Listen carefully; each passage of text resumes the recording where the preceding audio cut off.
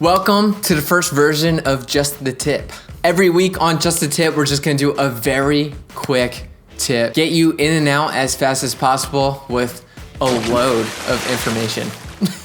On today's Just a Tip, we're talking about ProMist filters. ProMist filters are essentially diffusion filters that you screw onto the front of your lens. I use ProMist filters a lot.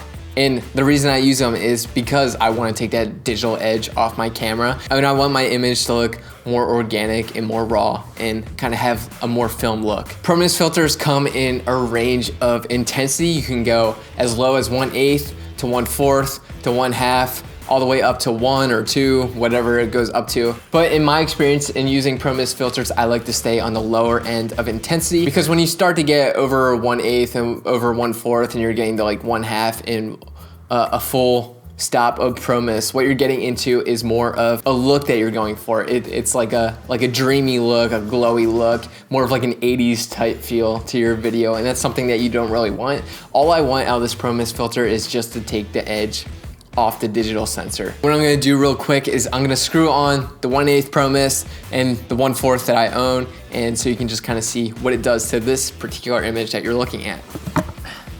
All right, so that is 1/8 threaded onto the front of my camera. So I'm gonna take that off now. And here we go with 1/4.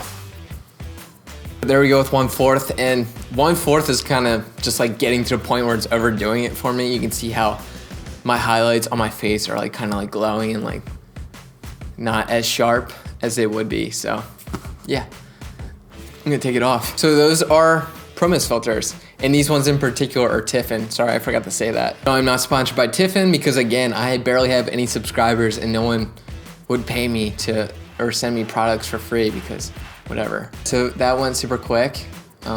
Yeah, go get yourself some ProMist filters, and that was today's Just the Tip. No.